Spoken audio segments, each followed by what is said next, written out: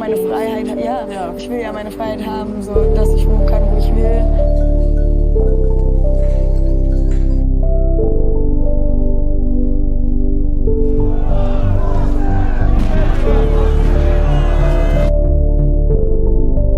Będę jesteśmy prawdziwi prawicowcy.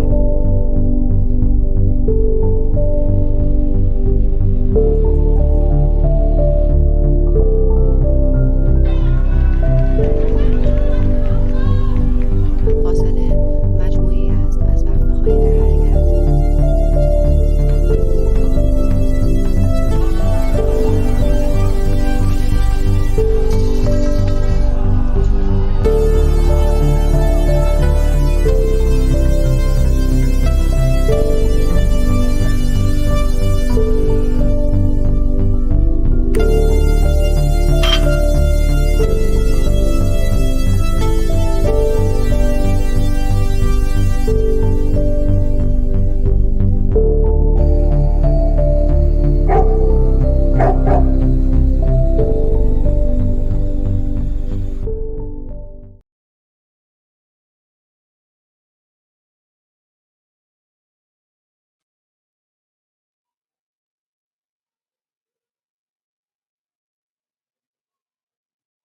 Buongiorno a tutte e a tutti, siamo qui con un altro appuntamento in avvicinamento a 3070 DocFest, la sua seconda edizione, la prima in presenza al Multisala Verdi di Vittorio Veneto dal 19 al 21 di novembre. Oggi abbiamo con noi la regista e il regista di Faraway My Shadow Wandered, che è il film di apertura del festival, che sarà proiettato venerdì 19 alle 19. Con noi abbiamo Liao Jiekai e Sudhee Liao, che sono i registi del film. Il film è un ibrido tra documentario e finzione, girato nella penisola di Noto in Giappone. È un film che parla di ritorni, un film che parla di aspettative, di speranze, un film che parla anche di un luogo, quello della penisola di Noto, a volte inospitale, e un film che parla del passato, dell'eredità e da un coming of age atipico, che parla di una persona già arrivata, un film che si dipana all'interno della sua durata di 70 minuti quasi come un sogno. E qui con noi abbiamo i due registi che ci parleranno del film.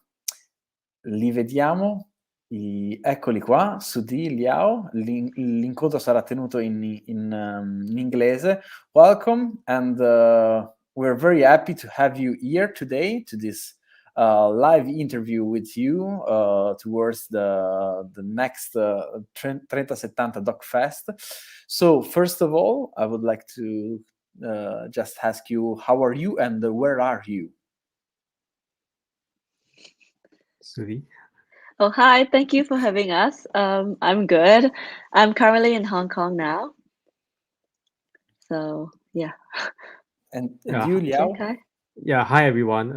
I'm presently in Tokyo and I'm doing well. Yeah. Okay, great.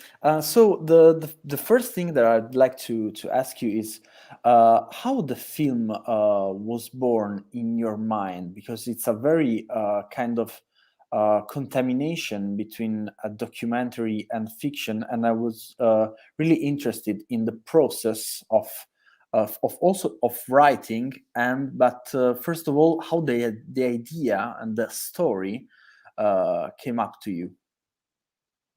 Okay, I will answer the question. So basically, Sudhee and I met in 2015 at a lab. It's a film, cine movement film lab that kind of like brings filmmakers and dancers together to collaborate to create dance films. So the two of us have been trying to develop a work together since 2015. And in 2016, I went on a trip to Japan, to the Noto Peninsula in Japan, and that was where I met the protagonist of this film, Junya, and I had an encounter with him. After I befriended him, he brought me to his family shrine where he performed a ritual in front of me. It was in a very casual setting, but it was actually a kind of a serious ritual that they only perform in during festival times. So I was kind of touched by that kind of gesture that he did for me, and I got curious about him and his relationship with the shrine and his family, and I told Sudhee about this encounter, and ask her why not we make a film. We can use him as a subject for our project. So and then the following year, Sudhee actually went to Japan to visit, I think, Junya. Maybe Sudhee, you want to elaborate that? Yeah, so when Jiekai showed me showed me the pictures of the place, and he told me about the ritual, I thought there was this very performative element to Junya's ritual, and the ritual is a significant part of his family tradition and culture. So when I went there to meet Junya by myself for the first time, I understood why Jiekai was drawn to Junya. Junya is this guy, which is he's quiet, but when you talk to him, he has a lot to share, but slowly. He's like an onion. You have to like peel him up slowly. And I think the whole reason why we were intrigued with it, I thought this gift of the ritual to Jiekai is something that like how it touched Jiekai, because he doesn't do it for everybody. But when I went there, he didn't show it to me. I didn't get that gift. But I felt like this whole gesture, it was just a very heartwarming gift to Jiekai, which I after that, when I got to know Junya better, I understand I was more intrigued with his family, his entanglement. Yeah. And do you like to describe the film as it is for the audience that are listening to us? Because the film is a story, but I really like to know, like, if you want to describe in your own words the film that they will see in the theater. Okay, let me answer that. I think this film it's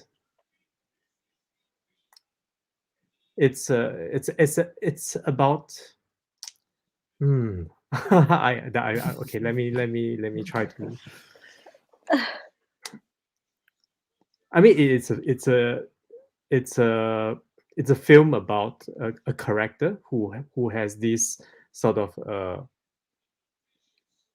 complicated relationship with his homeland, about this sense of belonging. Junya, the main character of the film, he is he was trained, to be a Shinto priest since he was young. But sort of, and he made a promise to his grandfather, about inheriting the shrine, the family shrine that was 1,000 years old.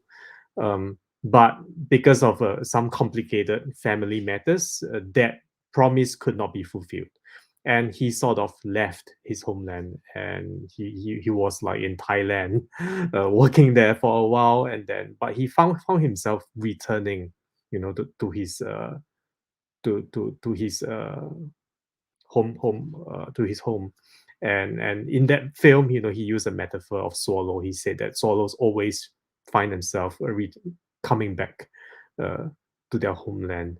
So I think that I think Sudhee and myself, and also the other character in the film, Sarah, we are all kind of a little bit similar to Junya, in the sense that we are all kind of living apart from our homeland. Like the three of us, me, Sarah, and Sudhee, we are Singaporeans, but I live in Japan, Sudhee is in Hong Kong, Sarah is in Europe, and we are sort of in the same state as him. So I think the film kind of began as an interest, to find out more about him, and there wasn't a script actually when we began making the film. When Sudhee and I and Sarah traveled to Japan to make this film, it was really a kind of experiment.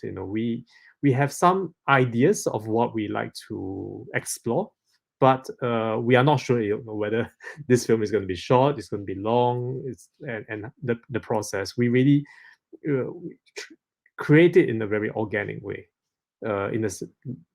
and we write the story is constructed, day by day, as we collect more and more materials. We try different things, yeah. And maybe just to talk a little bit more about Sarah's character, because maybe the audiences would understand. Sarah in the film, Sarah is a dancer who kind of like had an encounter with Junya, and in some sense she is my proxy, because I mean the idea of the film began through my encounter with him. So in the film she's like me and Sudhee's proxy, and I think what also intrigued me and Sudhee about using dance is also because we think that certain emotions are difficult to express, and like what Sudhee said, Junya is not someone who actually opens up readily to anyone. Even when we are making the film, he was very he was very I think that many things within him, he's still processing it, his emotions. And instead of trying to kind of like get him to talk about it, we actually used Sarah as a proxy to try to represent some of these feelings in a choreographing or through the movements, improvisations and interactions, with the landscape, with the place. So I think that it's the kind of direction we embarked on when we were making the film. Yeah. And one thing that we immediately see during the film is that fact that there is this character, Sarah, that brings her relationship with the landscape and with what is happening there in a very physical and choreographic, that's the point, way. I'm really curious because I read that you came from a very different career path. Jiekai as a director career, and Sudhee as a choreographer and dancer career. So I was curious. I would like to ask to Sudhee, how do you work with Sarah in that part? You add an improvisation, or you're like try to work with her a long time and then came to the place when you shot the scene? There were different parts. For instance, like the scene in the house, in the shrine, in the house, where that was Junior's childhood home, where he grew up in. So that was a more controlled environment. So we had the luxury and a bit more time to work with it, but it was choreographed with a score. Like there's a main score, and we gave Sarah the freedom to play with it. Because of that house was so old and everything, like the floors were creaky. So like it was actually Jiekai and me were outside. Our director of photographer, he went in with Sarah. There's a task, like they had to like follow. His task was to like follow her, like a second, like a shadow following her. So to me, I think that was quite like a dance between the both of them in the house. But whereas the one outdoors, that was actually very harsh, because Noto Peninsula, where we shot, it was at the coastal line. So in winter time, it's actually a very harsh weather condition. And of course, Jiekai and us, we deliberately, actually Jiekai deliberately chose bad weather days to go out and shoot. Like it was it like, what was it, a storm coming, and there was the siren saying like, beware of the coastal line, like you have to leave now. And then we went out on that day. It was like cold, freezing. So with that kind of harsh environment, we did not have a lot of time. It was all improvisation, and it was Sarah reacting to the situation, reacting to the weather, and actually also because we do this day by day after every day of shooting. we go back and we talk about it, discuss on what we want to do. So there was this build up of where the direction is going. So a lot of it is improvised, and because Sarah is also a dancer, that she needs time to get into it. She can't just like, all right, let's go, like go into this dance mode. So we gave her the time, and she just needs more freedom to let her work through it. But because the environment is so harsh, we didn't have a lot of chance to like shoot that. So what you saw was like actually like a rough, just putting her there in that harsh environment. Yeah. I thought the outdoor scenes really had a contrast with the choreography and the background. Yeah. And DC, also, I was interested in your method, in your collaboration. How do you work together to because this choreographic part really expressed something about the character and the environment and everything. And I was curious about your relation in the constructing and creating and the creative process between you two. Between me and Sarah, is it? Between like you and No, me Jiekai. and the two of Jiekai, us. oh. Yeah. Oh. Maybe let's bring up an example. In the first scene, in the cave. Actually, in that scene, our intention was to actually transplant the ritual from the shrine to the cave. So in the shrine, Junya had to ascend a staircase to the little house where the god lives, and in the cave he did the opposite. He had to descend the staircase, but actually his gestures, I think the way he moves down the staircase is actually the same, in the same way as he would actually perform the ritual. And we consulted him. I asked him, like, does it make sense for you to kind of perform that ritual here, and he agreed. He thinks that it makes perfect sense for him. Just a little bit of information: the god that lives in that shrine was supposed to be a god that traveled from Hokkaido, a northern part of Japan, to the Noto Peninsula. So it was a god that kind of came to this place by boat, and there is some kind of relationship with the sea. So I felt that when I knew about that, I kind of asked Junya to do that. So the way we create Sarah's scene, in this cave, is I think for me, when I work with the dancer, I didn't think that I can work in the same way as a narrative film, where the actor can maybe go through multiple takes. While for a dancer to repeat, it's something really difficult, especially in a context where Sarah is largely reactive and improvising. So every single image is different. So how do we capture that? So me and I discussed this, I think, with Sudhee and also our cameraman, and we decided that sort of the best way to do it is to not actually have like a break down the entire scene into shots, but rather kind of really just allow Sarah to dance, and then we will just spontaneously record without stopping.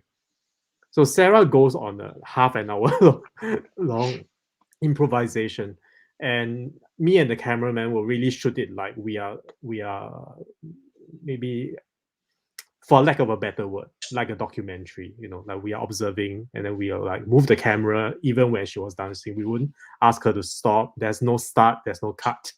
It's really her doing her work, and then me and the cameraman and Sudhee we are just following her and making decisions about where we are to move the camera, where and stuff.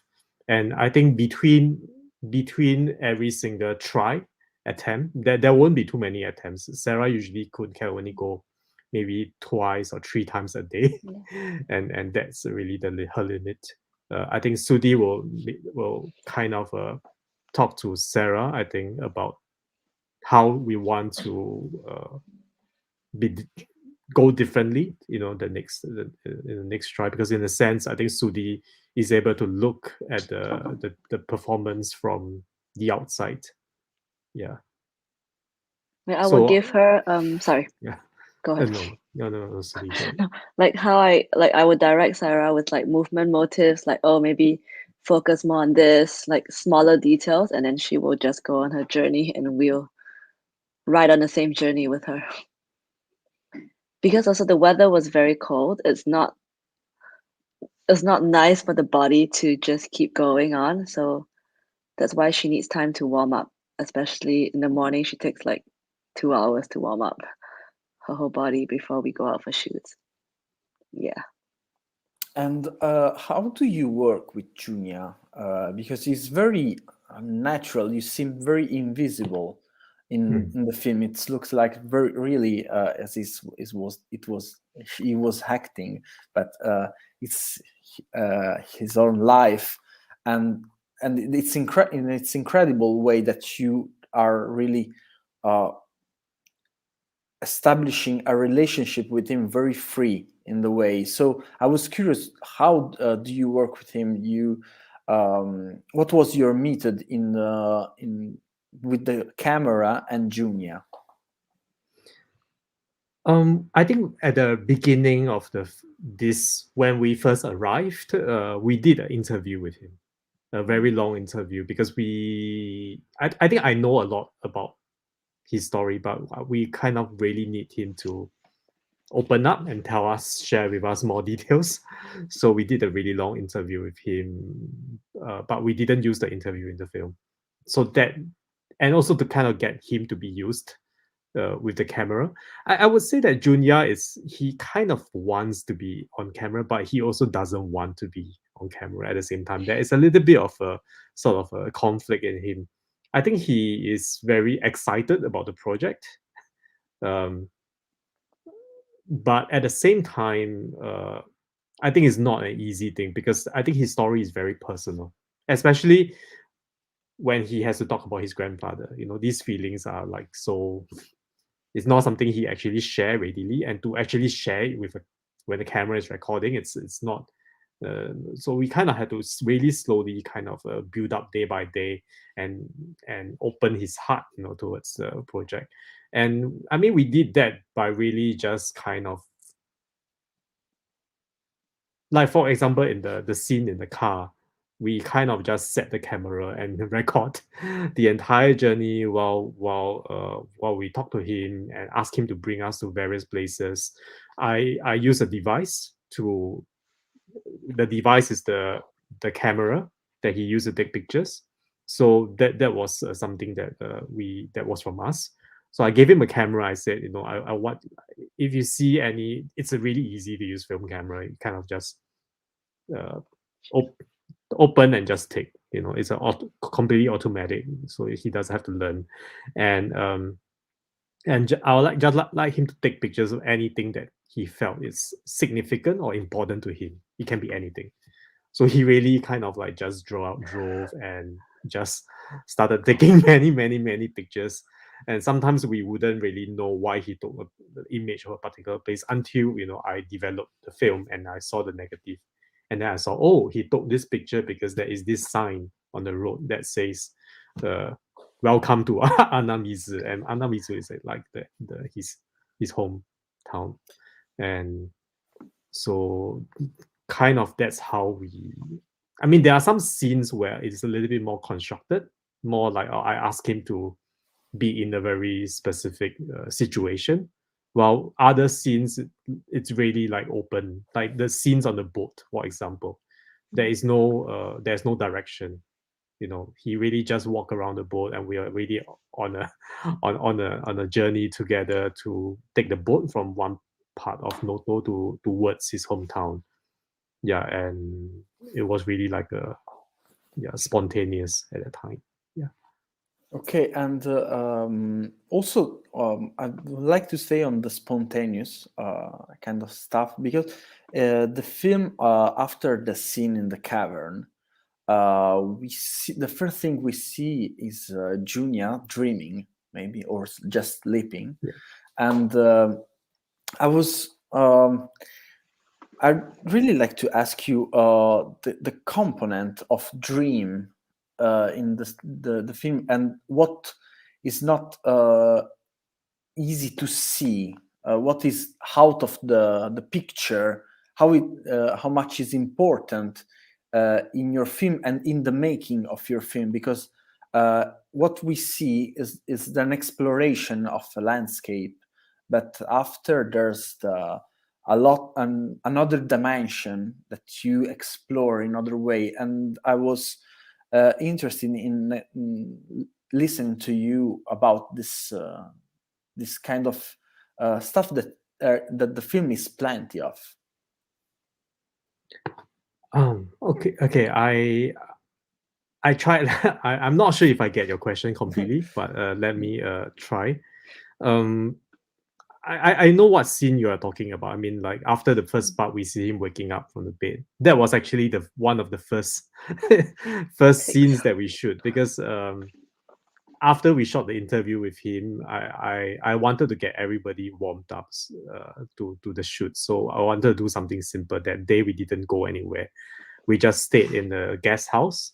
Actually, this guest house, Freedom, is where I met Junya, and is where everyone involved in the film was staying, including Junya.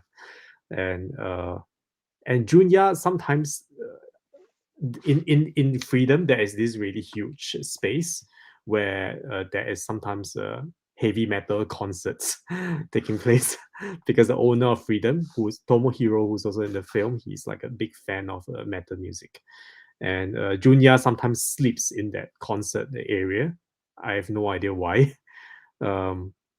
So I thought, since you sleep here, let us just film you waking up.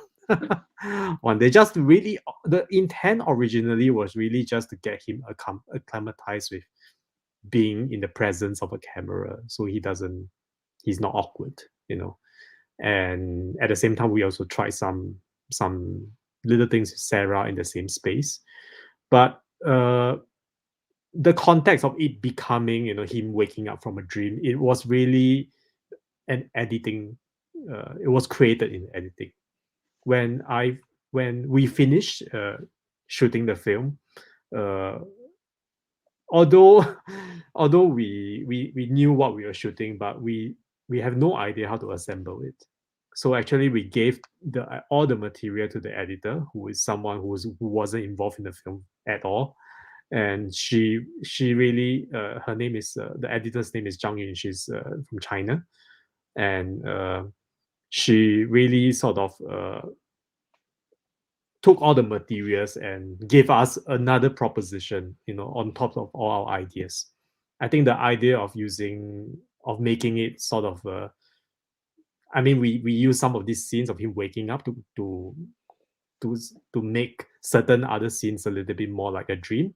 But at the same time, maybe in terms of dream, we can also use it to talk about the character of Sarah, because she comes into the film as a really real person.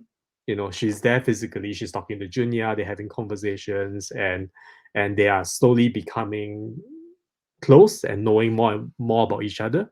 But as the film progresses, she became more and more like a phantom, where she stops talking. The only thing we see is, we see her perform, we see her dance, we see her moving in the different spaces that are significant, in Junia's life. So her character really sort of became more and more thin and more like an illusion, like a phantom, towards the end of the film.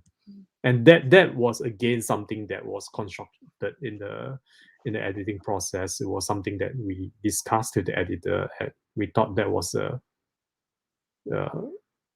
because that was a way to to use the dance that we captured, because I think the film is complex in the sense that, you know, it's a documentary, there are fiction elements, then there's also this dance, and trying to create a cohesive film with all these different elements is not easy. So I think this is really just a one particular device that we use to sort of thread everything together. Yeah. Thank you so much, Jiekai and Sudhee. It was really a pleasure to hear you and to dive into your film. I was switched to Italian, but thanks to being here with us. Grazie mille Sudhee e Jiekai.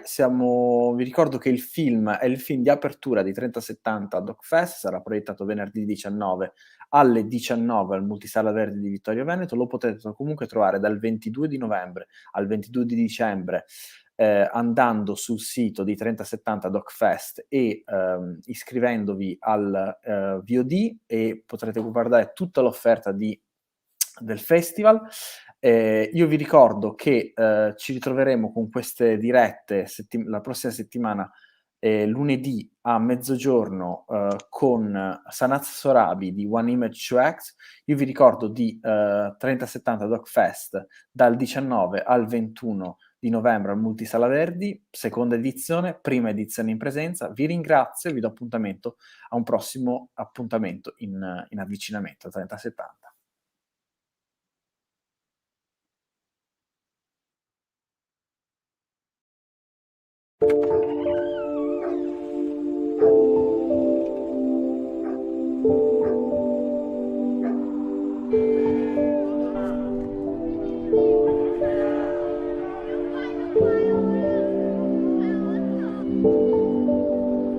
Ich will einfach meine Freiheit, ja, ich will ja meine Freiheit haben, so dass ich wohnen kann, wo ich will.